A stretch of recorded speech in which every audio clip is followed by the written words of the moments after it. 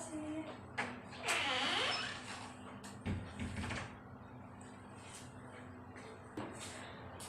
Boleh tahu dengan Mbak siapa? Perkenalkan, saya Stefani Junita. Oh, Stefani. Saya panggil Fani aja ya, biar lebih akrab. Baik, Bu. Ngomong-ngomong, Fani apa kabar? Puji Tuhan, kabar saya baik. Syukurlah. Kalau begitu, tetap jaga kesehatan ya. Baik, Ibu. Fani panggil kakak aja ya. Oke. Ya, Fani kalau boleh tahu, kesini tadi naik apa? naik motor. Tadi kesini naik motor. Oh, iya. Iya, Kak. Itu motor saya di depan. Baiklah. Sebelumnya pernah menjalani atau melakukan konseling? Pernah sih waktu saya semester 2. Lumayan lama juga ya. Iya, Kak. Jadi sedikit aja ya hari ini kita ulas kembali lagi mengenai konseling. Jadi konseling itu adalah suatu proses yang dilakukan oleh konselor untuk membantu konseli dalam menyelesaikan masalahnya. Itu aja sih. Nah, lalu terkait konseling juga ada beberapa asas yang perlu kita ulas kembali. Yang pertama yaitu asas kesukarelaan. Dimana Fani asas kesukarelaan ini Fani datang ke sini dengan hati yang rela, dengan perasaan yang memang niat Fani sendiri. Terus yang kedua yaitu asas keterbukaan, di mana Fani menceritakan itu benar-benar dari yang kamu alami. Fani terbuka gitu. Yang ketiga yaitu kerahasiaan. Asas kerahasiaan ini apa yang telah diceritakan atau dibicarakan nanti hanya kita berdua saja yang tahu. Kemudian terkait konseling ini ada hal yang harus kita sepakati, yaitu terkait waktu. Kita akan menggunakan waktu selama 1 kali 40 menit. Bagaimana Fani? Apa Fani setuju dengan waktunya? Ya, Kak, saya setuju. Dan saat melakukan konseling, saat melakukan konseling juga, dan saya setuju jika melakukan konseling selama 40 menit. Baik, jadi Fani itu datang ke sini ada apa sebenarnya? Coba ceritakan. Jadi gini ya, besok lusa saya itu mau sidang, tapi saya takut itu kayak gemetaran. Jadi saya bayangkan aja sudah gemetaran gitu, gugup, ntar gimana pas sidang gitu. Takut nggak bisa jawab apa yang ditanyakan oleh dosen pengujinya. Terus kalau saya belum menguasainya, terus nggak lulus, saya nggak tahu. Takut aja gitu, gimana ntar ke depannya. Ya, saya sebenarnya sudah mempersiapkan, cuma saya masih takut dan ragu, terus gemetaran gitu. Baik, Fani boleh tahu sidang itu sidang apa ya? Seminar proposal atau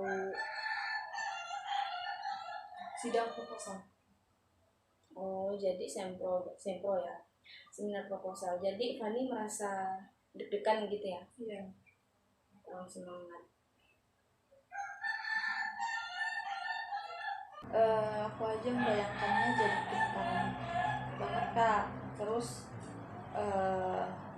apalagi ketika lusa sidang itu berlangsung, jadi aku nggak tahu harus bagaimana.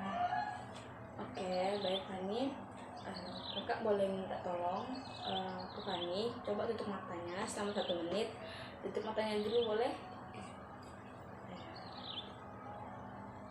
Terus kita sama-sama membayangkan ketika lusa itu dimana Fani memasuki ruang seminar.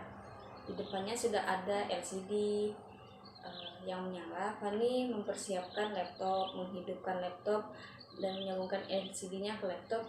Fani dan tamu undangan dan juga dosen pembimbing sudah ada di tempatnya masing-masing. Lalu Fani menampilkan PPT halaman pertama. Coba Fani bayangkan, rasakan MC-nya, jangan coba menekan dan menghindar. Coba dibuka matanya, ceritakan bagaimana deskripsi perasaan yang Fani rasakan. Masih gemetaran. Terus sih takut nanti ketika ditanya oleh dosen penguji atau peserta peserta seminar, saya takut tidak bisa menjawab pertanyaan. Ya Fani, kira-kira dari skala 1 sampai 10,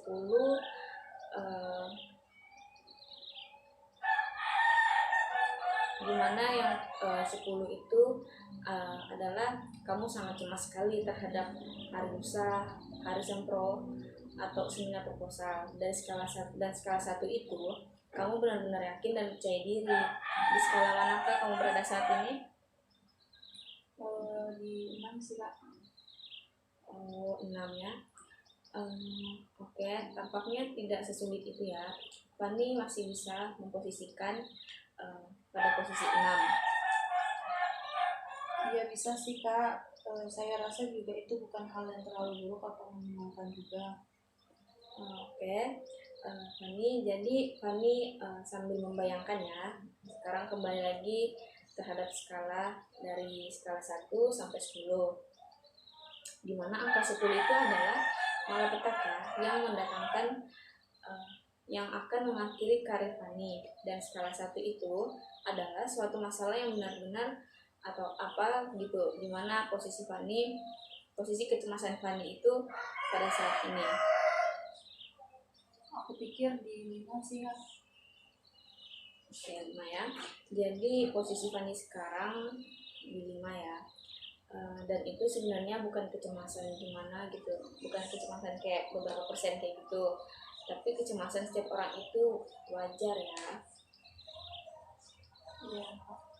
Terkait hal-hal lain baru pertama kali kita lalui gitu ya. Kamu baru pertama kali ini sempro juga ya? Iya.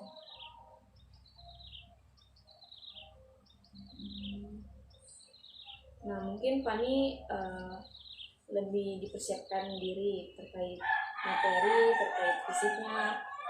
Fani sendiri kesehatannya juga dijaga. Terkait persiapannya Fani kan sudah sampai mana mungkin? Sebenarnya aku kayak sudah berusaha menghafal materi-materinya, terus buat untuk presentasi sudah semaksimal mungkin belajar gitu Kak. Oke, Fani udah bagus, itu persiapannya udah hampir 100%, ya 9% gitu ya, 10% dari kecemasan Fani itu sendiri, Fani pasti bisa, semangat. Iya Kak. Oke, jadi pikir ya, jadi selesai ya terkait hal yang tadi sudah kita bicarakan di awal, terkait hari lusa persiapan dengan maksimal, nggak usah memikirkan atau apa mengingat yang lain dulu, harus fokus ke satu hal, yaitu fokus dulu ke seminarnya.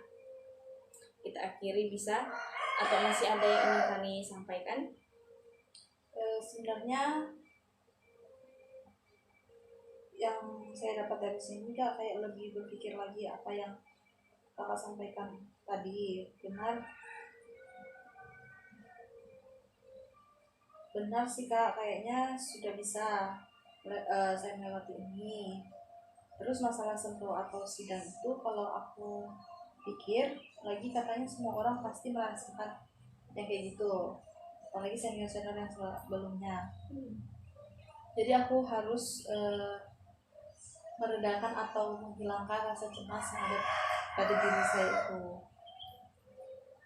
agar saya lebih tenang ketika melakukan sempro nanti. Cukup ya Fani, kita akhiri pada sesi ini. Nanti kalau misalkan Fani masih ada yang mau dicerita lagi, ya kita bisa buat janji lagi. Oke Kak, terima kasih. Shalom, selamat siang. Selamat siang.